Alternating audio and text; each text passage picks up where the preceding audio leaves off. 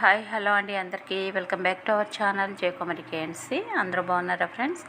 మరి ఈరోజు రెసిపీ వచ్చేసి ఎంతో టేస్టీగా ఉండే స్నాక్స్ రెసిపీ అటుకుల నువ్వుల బర్ఫీ ఎలా చేసుకోవాలో చూద్దామండి. చాలా బాగుంటుంది ఇలా చేసుకుంటే. సో మరి వీడియోని అయితే స్కిప్ చేయకుండా లాస్ట్ వరకు చూసి లైక్ ఇవ్వడం అయితే మర్చిపోకండి ఫ్రెండ్స్. ఈ బర్ఫీ చేసుకోవడానికి మనకి 2 టీ స్పూన్ల పుట్నాల పప్పు, 5-6 బాదం పప్పులు, కొద్దిగా ఎండు కొబ్బరి, 2 టీ స్పూన్ల నువ్వులు, అలాగే 3 ఇలాచీలు తీసుకుని వీటన్నిటిని మిక్సీలో వేసి మెత్తని పొడి చేసుకోవాలి. దీంట్లో ఇది వేయడం వలన చాలా టేస్టీగా ఉంటుంది. ఇప్పుడు స్టవ్ పైన మూకుడు పెట్టుకొని 2 కప్పుల అటుకులు వేసి వేయించుకోవాలంటే మరి అవి కలర్ చేంజ్ అవసరం లేదు. జస్ట్ అలా కొంచెం హీట్ అయితే సరిపోతుంది. ఇలా హీట్ అయితే సరిపోతుంది. ఇంకా స్టవ్ అయితే ఆపేసుకోవాలి.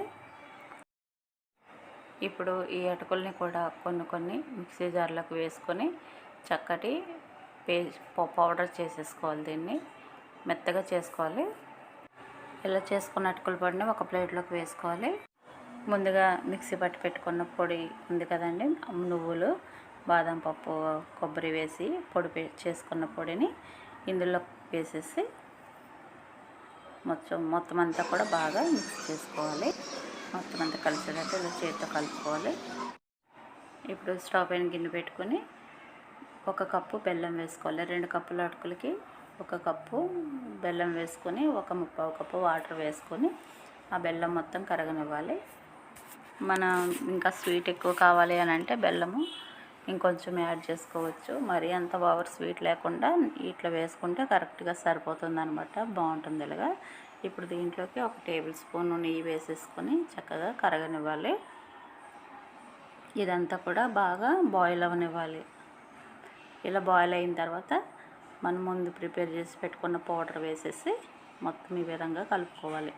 మనం తీసుకున్న క్వాంటిటీ కరెక్ట్ సరిపోతుంది అనమాట.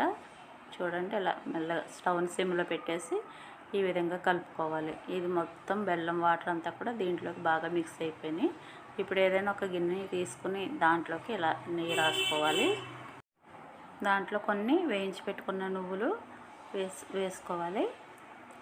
ఇప్పుడు ప్రిపేర్ చేసి పెట్టుకున్న పిండిని మొత్తము, ఇది కొంచెం పొడిలాడుతూ ఉంది కదా, అయినా ఏం కాదు, మనం ఈ గిన్నెలోకి ఇలా వేసేసుకుని చేత్తో ఒత్తుకుంటే మంచిగా మనకి అది కేక్ లాగా రెడీ అవుతుంది అనమాట. కట్ చేసుకోనికి బాగుంటుంది.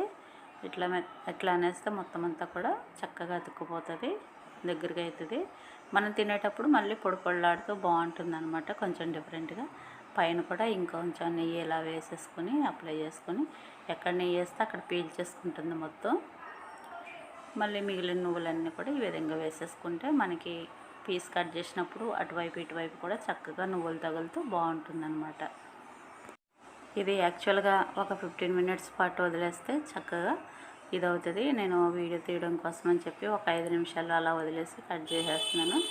మీరైతే ఒక 15 మినిట్స్ వదిలేండి, చక్కగా సెట్ అయిపోతుంది. అప్పుడు ఇలా మనం మైసూర్ పాక్ కట్ చేసుకున్నట్టు కట్ చేసేసుకొని పైన ఒక ప్లేట్ పెట్టేసుకొని ఇలా టర్న్ తిప్పుకొని కొంచెం ట్యాప్ చేస్తామంటే మనకి ఈజీగా కేక్ లాగా మనకి ప్లేట్లోకి అయితే వచ్చేస్తుంది అనమాట. చూడండి, ఇలా చూసారు కదా ఎంత బాగుందో. 15 మినిట్స్ వదిలేస్తే కూడా ఎక్కడ పొడి అవ్వకుండా చక్కగా మొత్తం అంతా కూడా అతుక్కుపోయి బాగా వస్తుంది అనమాట. ఇలా చేసుకుంటే కనుక చాలా బాగుంటుంది. ఇప్పుడు పీసెస్ సెపరేట్ చేసుకుని ఇలా ప్లేట్లోకి పెట్టుకొని పిల్లలకి ఇచ్చేస్తామనుకోండి, చక్కగా పిల్లలే కాదండి పెద్దలు కూడా చాలా ఇష్టంగా తింటారు. పైగా అటుకులు, బెల్లము, నెయ్యి అన్నీ హెల్తీవే వేస్తాం కాబట్టి బాగుంటుంది టేస్ట్. ఈ హాలిడేస్లో మీ పిల్లలకి సరదాగా ఇలా చేసి పెట్టండి ఫ్రెండ్స్, బాగుంటుంది. ఇంకా మనకి కొద్దిసేపు ఆగితే ఇంకా బాగా వస్తాయి అన్నమాట పీసులు.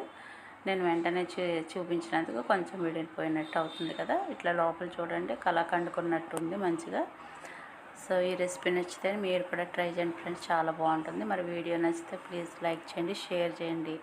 అలాగే కొత్తవారు ఎవరైనా చూస్తుంటే మన ఛానల్ని ప్లీజ్ సబ్స్క్రైబ్ చేసుకుని సపోర్ట్ చేయండి ఫ్రెండ్స్. మరొక వీడియోతో మళ్ళీ కలుసుకుందాం. థ్యాంక్ యూ అండి. Thank you for watching.